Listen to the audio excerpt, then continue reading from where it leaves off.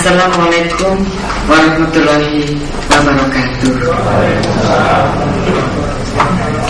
Selamat siang dan salam sejahtera bagi kita semua. Sungguh merupakan suatu kehormatan diperkenalkan oleh Prof. Hari Kusmanto ini, teman lama kan kita yang bercanda.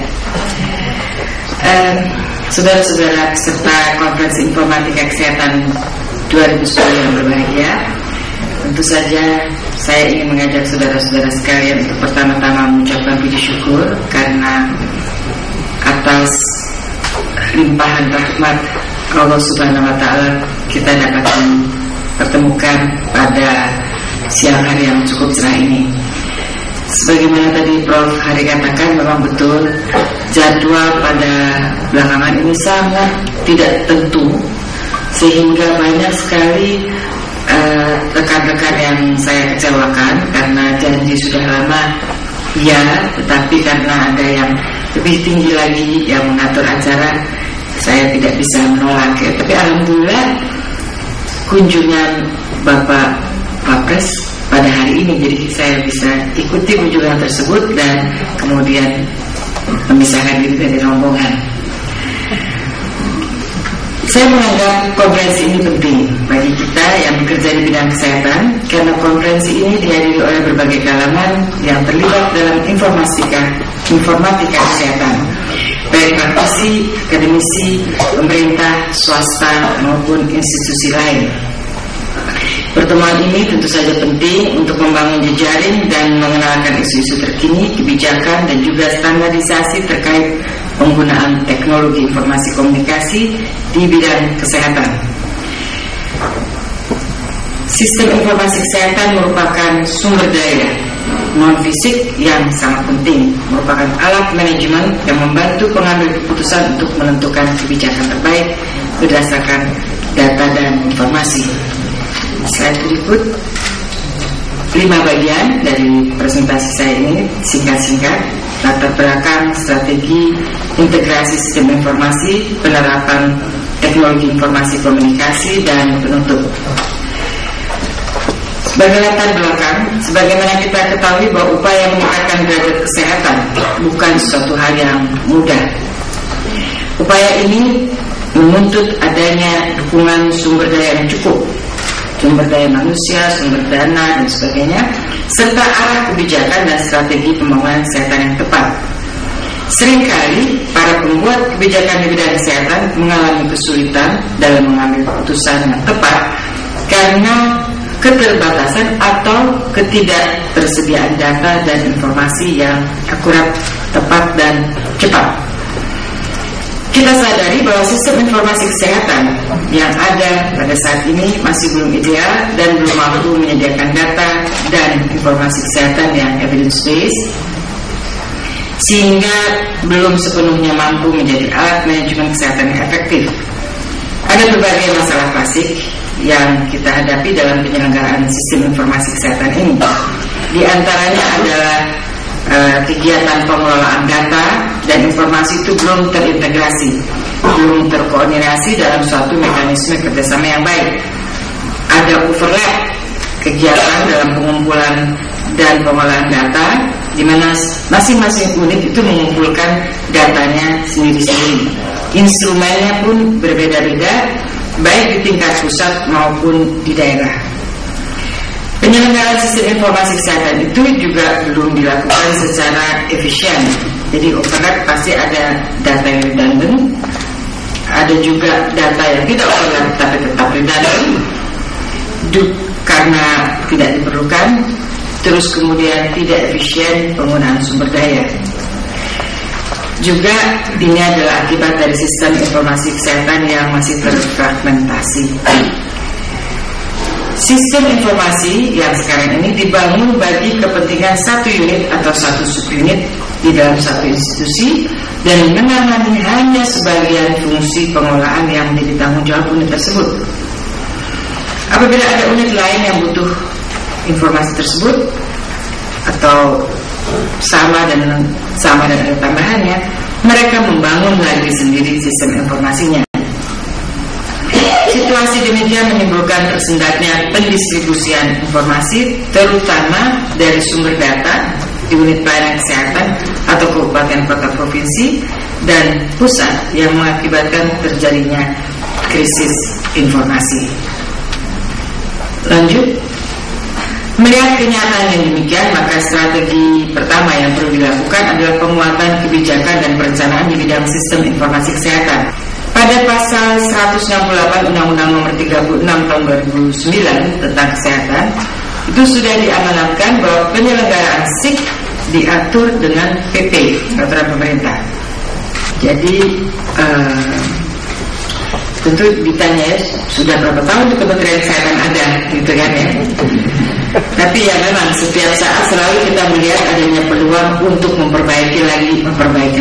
Bukan berarti yang lalu itu lebih jelek, tetapi kita selalu dapat ruang untuk memperbaiki. Saya yakin juga nanti tahun 2014 Menteri Kesehatan yang baru juga akan melihat ada lagi ruang untuk setiap kali memperbaiki dan menyempurnakan. Strategi berikutnya adalah penerapan teknologi informasi dan komunikasi di bidang kesehatan atau e-health, electronic health, baik di pelayanan kesehatan perorangan, pelayanan kesehatan masyarakat, dan penyelenggaraan administrasi kesehatan. Kemudian strategi selanjutnya adalah mengintegrasikan sistem-sistem informasi tersebut.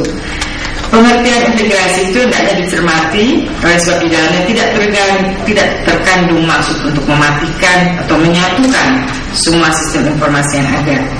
Yang disatukan adalah sistem-sistem informasi yang lebih efisien dan nantinya digabung. Terhadap sistem-sistem informasi lainnya, pengintegrasian lebih berupa pengembangan, pembagian tugas, tanggung jawab dan otoritas, serta bagaimana mekanismenya untuk saling hubung. Dalam hal integrasi informasi, standarisasi itu menjadi suatu hal yang krusial, terutama standarisasi data dan informasi. Ini diantaranya mencakup sistem kodifikasi, pendefinisian data, format dan struktur database. Tentu saja standarisasi ini juga merupakan suatu hal yang penting dalam pengaturan kebijakan sistem informasi kesehatan. Jadi cara memberi kodenya harus sama. Misalnya jenis kelamin, yang satu menggunakan perempuan satu, laki-laki dua, yang lainnya menggunakan terbalik ataupun menggunakan L atau P, sehingga datanya tidak bisa berbicara, tidak bisa komunikasi satu sama lain. Untuk menstandarkan kode ini dan pendefinisian data kesehatan, Pusdasuri bersama unit-unit pengelola program sedang menyiapkan Health Data Dictionary. Jadi ini nanti harus dipakai oleh semua orang sehingga datanya bisa dihubungkan dan berkomunikasi gitu. Di samping itu perlu juga adanya penyediaan infrastruktur yang cukup dengan aplikasi yang sesuai. Strategi lain yang tidak kurang pentingnya dalam hal ini tentu saja adalah tenaganya, khususnya tenaga pengelola sistem informasi kesehatan ini. Kita ketahui bahwa sejak era desentralisasi di beberapa daerah sering kita jumpai perpindahan staf dengan cepat. Tenaga pengelola sistem informasi ini berganti-ganti sehingga sistem SIK-nya ini tidak dapat terselenggara dengan lancar. Slide berikut. Meskipun sistem informasi itu tidak identik dengan komputerisasi, tapi perkembangan teknologi informasi dan komunikasi dewasa ini memberikan kontribusi bagi implementasi SIK atau sistem informasi kesehatan secara lebih profesional. Karena itu implementasi teknologi informasi dan komunikasi dalam sistem informasi menjadi satu-satunya solusi paling bijak yang dapat diambil. Ada beberapa isu penting yang mendorong penggunaan teknologi informasi dan komunikasi ini. Pengambilan keputusan yang tidak dilandasi dengan informasi atau informasi yang tersedia tidak relevan, informasi yang ada tidak dimanfaatkan oleh manajemen, atau informasinya tidak datang tepat waktu, atau terlalu banyak informasi, atau informasi banyak tapi tidak akurat, atau adanya duplikasi data dan data yang pemanfaatannya tidak bisa fleksibel.